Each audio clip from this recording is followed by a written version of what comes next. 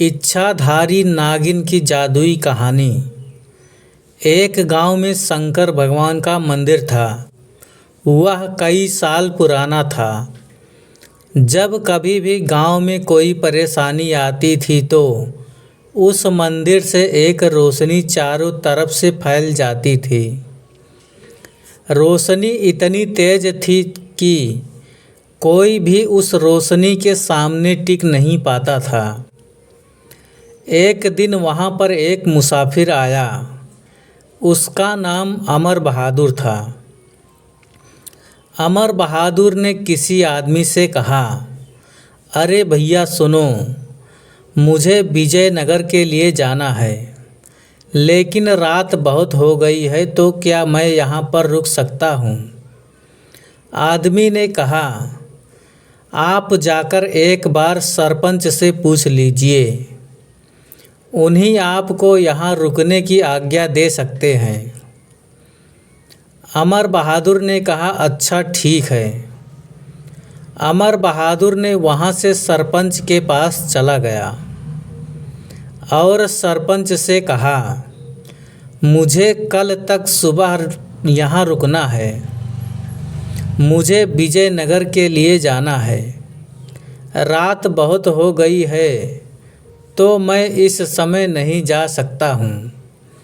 सरपंच ने कहा, कोई बात नहीं, आप हमारे गांव में रुक सकते हैं। बहादुर ने कहा, आपको धन्यवाद।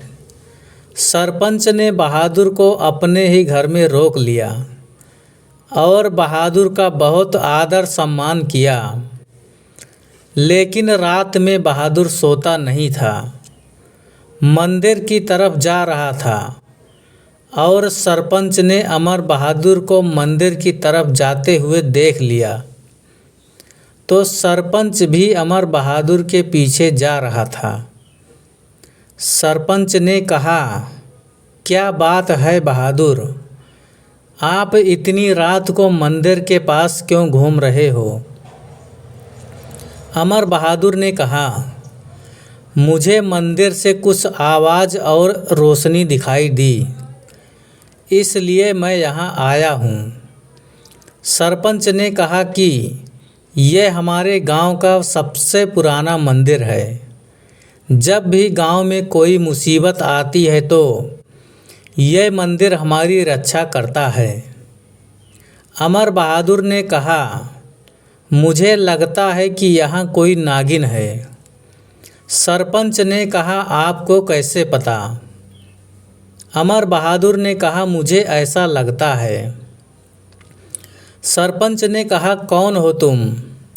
अमर बहादुर हूँ।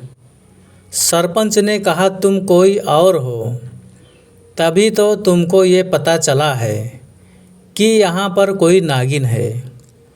सरपंच की आवाज़ सुनकर और सभी लोग आ गए।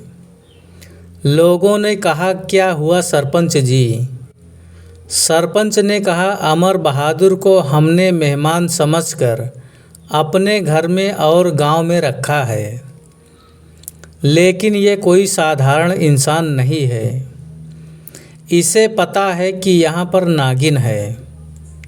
बहादुर ने कहा, मैं सपेरा हूँ और मैं इस नागिन की तलाश में आया हूँ। मुझे किसी भी कीमत पर ये इच्छाधारी नागिन चाहिए। सरपंच ने कहा, इस इच्छाधारी नागिन को तुम यहाँ से नहीं ले जा सकते हो। इतने में इच्छाधारी नागिन सामने आती है और कहती है कि क्यों आए हो तुम?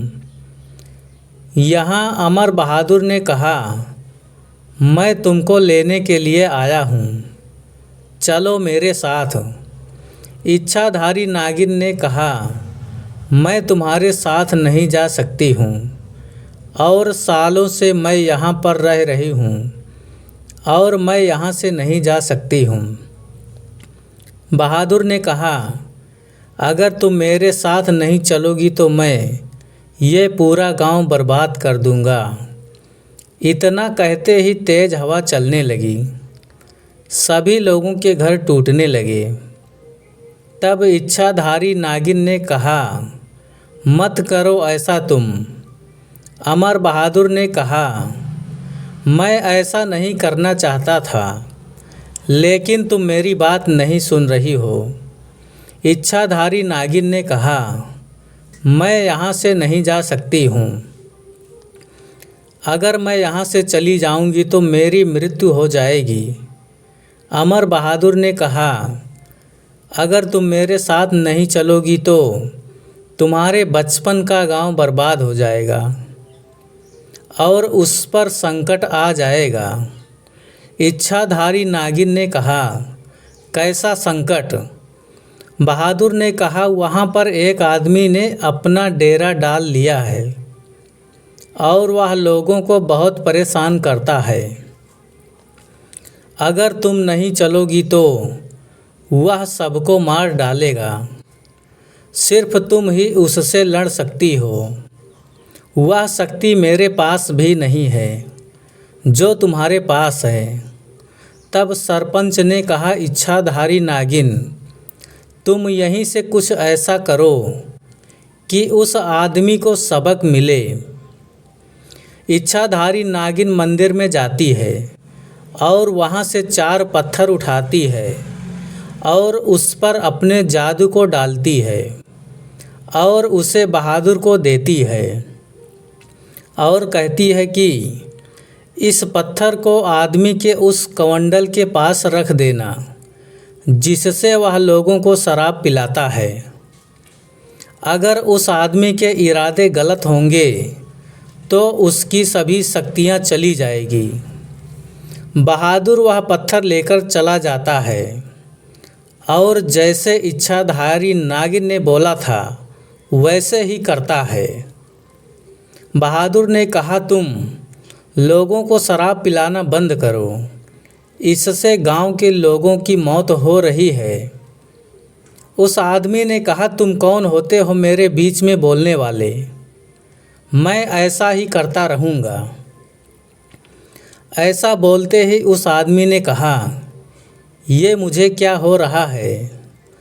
कोई मुझे बचाओ, मेरी शक्तियाँ खत्म हो रही है, मैं कुछ भी नहीं कर पा रहा हूँ। और उसको लकवा हो गया और उसका शरीर नीला पड़ने लगा। वह ज़मीन पर गिर गया। आदमी ने कहा, बचाओ बचाओ। बहादुर आदमी को, अब तुम साधारण इंसान हो और अब तुम हमारा कुछ नहीं बिगाड़ सकते हो। तुम्हारी एक गलती से तुम्हारी सारी शक्तियाँ खत्म कर दी गई। इतने में नागिन की छाया सबको दिखाई दी। इच्छाधारी नागिन ने कहा, तुम्हारे कर्मों का फल है। बहादुर ने तुमको पहले ही समझाया था। तब उस आदमी ने कहा, मैंने अपने पैर में खुद ही कुल्हाड़ी मार ली। नागिन, मुझे माफ़ कर दो, मुझे बचा लो और मेरी शक्तियाँ मुझे वापस कर दो।